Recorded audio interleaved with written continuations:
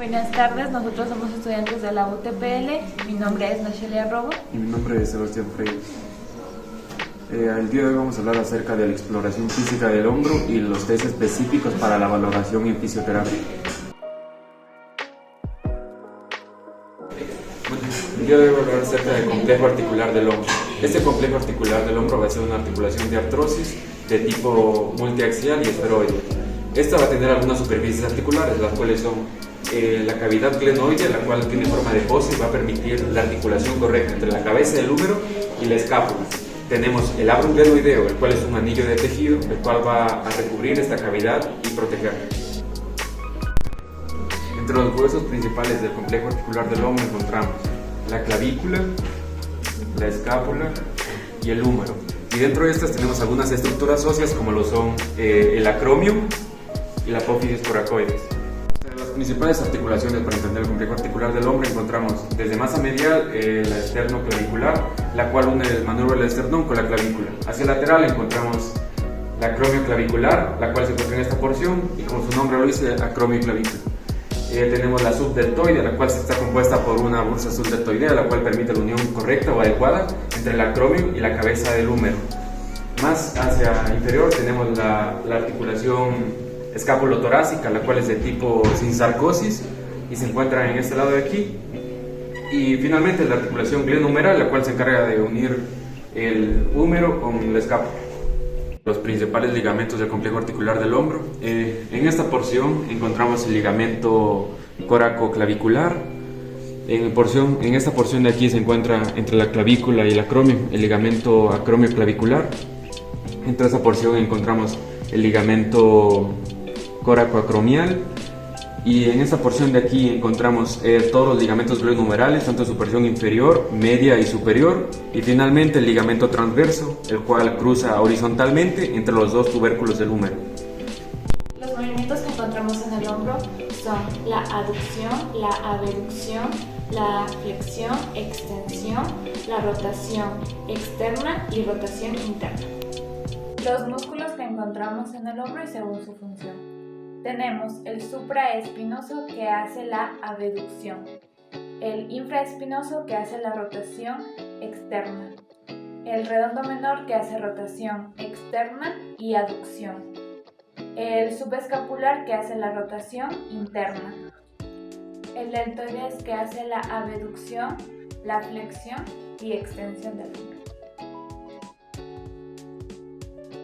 Vamos a empezar con la prueba de Apley, o más conocida como el roscado de Apley. Esta prueba va a valorar una bursitis, una capsulitis adhesiva subacromial. Los músculos que van a actuar en esta valoración son los músculos del manguito rotador. Posición del paciente en bipedestación, posición del fisioterapeuta al lado de la extremidad de valores.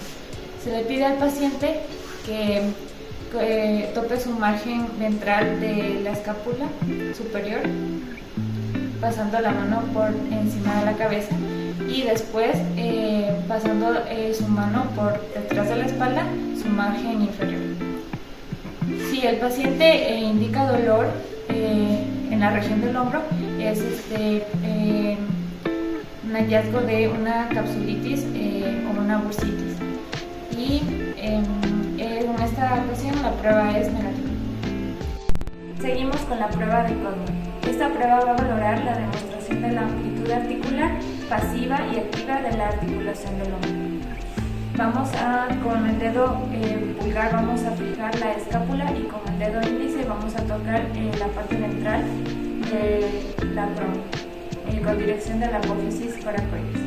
Se le pide al paciente, vamos a hacer una unidad pasiva en abducción, aducción, en extensión y flexión. Ahora el paciente va a hacerlo activo.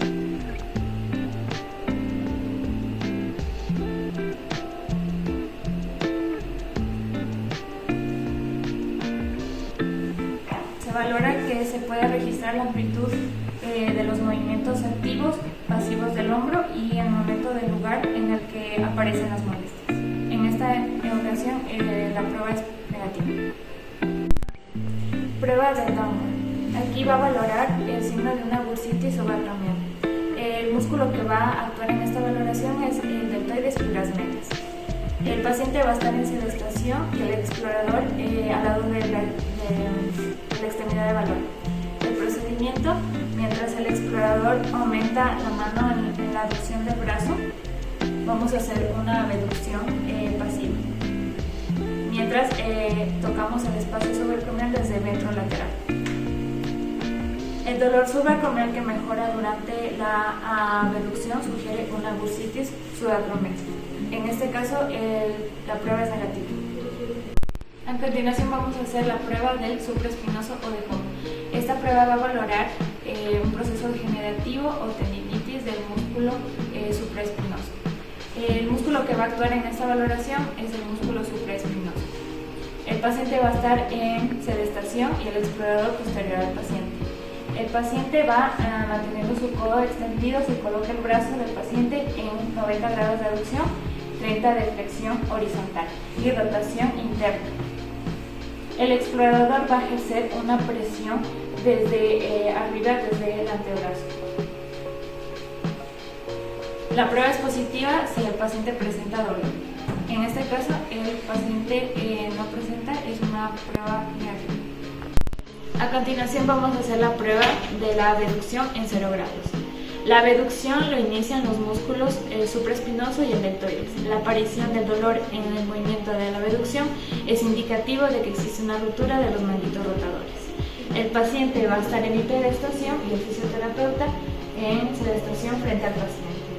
El fisioterapeuta va a coger el tercio distal del antebrazo del paciente y ahora se le pide al paciente que aleje sus brazos o los abduzca mientras que hacemos una resistencia.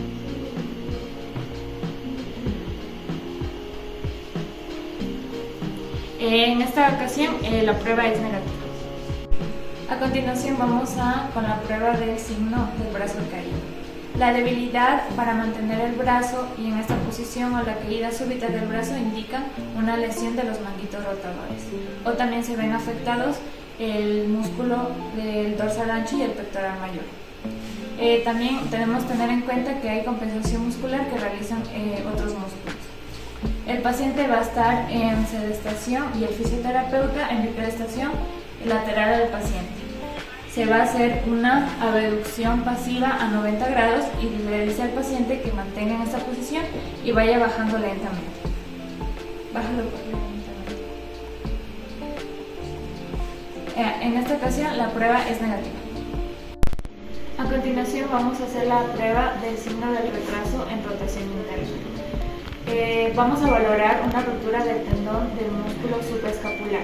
Si el paciente no consigue activamente tener esta posición en esta rotación interna submáxima, el brazo se va a debilitar y se va a pegar a la espalda. Posición del paciente va a estar en bipedestación y posición del fisioterapeuta bipedestación posterior al paciente. Se hace un movimiento de extensión y rotación interna submáxima, evitando la rotación interna máxima. Y se le pide al paciente que mantenga esta posición. En esta ocasión la prueba es negativa. A continuación, la prueba de elevación de Gerber. Esta va a valorar una posible rotura del tendón o una insuficiencia muscular del músculo supraescapular. Para el procedimiento, el paciente va a estar en bipedestación y el explorador en bipedestación posterior al paciente. Se lo lleva a una extensión y a una rotación interna máxima, es decir, que el dorso de la mano toque con la espalda. Posteriormente, se le pide al paciente que desplace la mano por la espalda y luego se le va a tomar al paciente de la mano y se va a aplicar una resistencia y se le va a pedir que aleje la mano de la espalda. En este caso, la prueba es negativa. A continuación, el signo de Napoleón. Este va a valorar una posible distensión de los músculos supraescapulares. En pacientes con una rotura del tendón supraescapular no va a cambiar la posición del antebrazo. Para valorar este signo va a ser de la siguiente manera. El explorador va a estar en bipedestación lateral al paciente y el paciente va a estar en sedestación. Se le va a pedir al paciente que presione con fuerza con las dos manos el abdomen, manteniendo los dos antebrazos en flexión y las articulaciones de la mano extendidas, y que luego lleve hacia adelante los codos y los mantenga así, ejerciendo una presión en el abdomen. En este caso, la prueba es negativa. Signo de retraso en la rotación externa. Paciente en sedestación y el explorador posterior al miembro evaluado. Se va a realizar de forma pasiva una rotación externa submáxima, es decir, con el codo flexionado a 90 grados y una abducción de 20 grados. Y el paciente va a realizar una rotación externa contra la resistencia del explorador. En este caso de rotación externa submáxima, en ligera abducción colocado de forma pasiva por el explorador, se va a evaluar una lesión o una posible lesión del tendón del supraespinoso. Esta prueba también se va a realizar en una rotación externa, pero en esta vez en unos 90 grados de abducción y 90 grados de flexión. En este caso, igual se le pide al paciente realizar una rotación externa ante la resistencia. En este caso se exploran de forma específica los músculos infraespinoso y redondo menor. En este caso la prueba es negativa.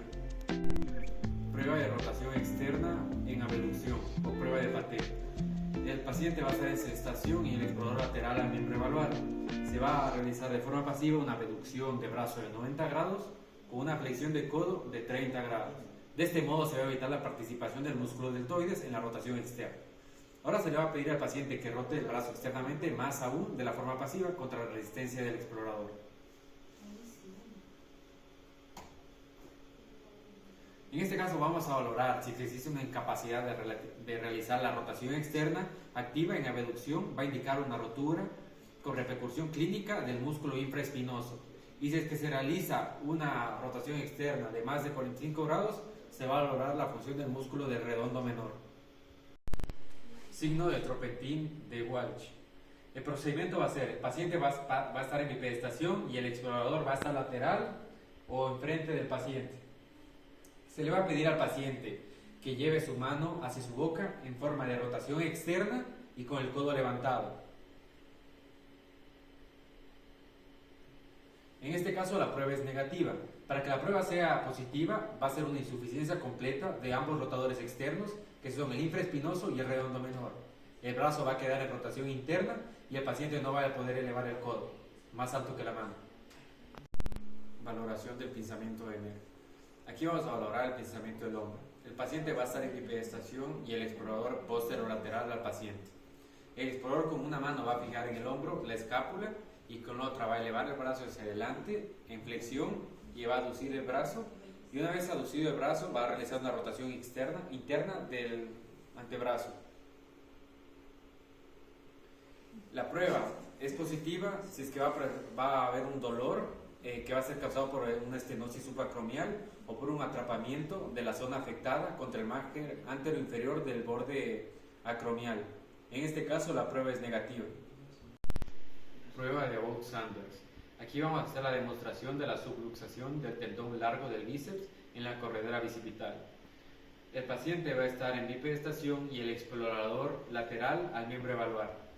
Con una mano el explorador va a palpar la corredera bicipital en esta parte y con la otra va a realizar de forma pasiva una abducción de 120 grados, siempre palpando la corredera bicipital.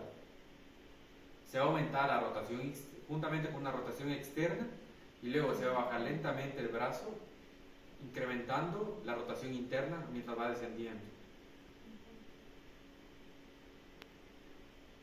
La aparición de dolor en la región de la corredera bicipital o un chasquido palpable o audible va a indicar la lesión del tendón bicipital a lo largo de la corredera bicipital.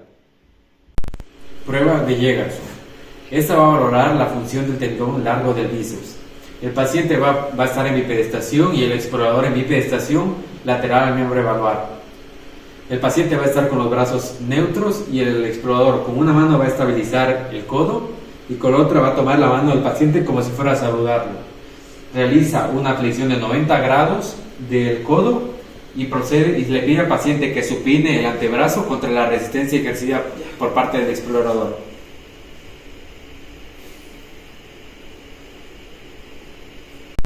La aparición de dolor en la corredera bicipital va a indicar una lesión del tendón largo del bíceps, o de la vaina sinovial o de la inserción ligamentosa a través del ligamento transverso.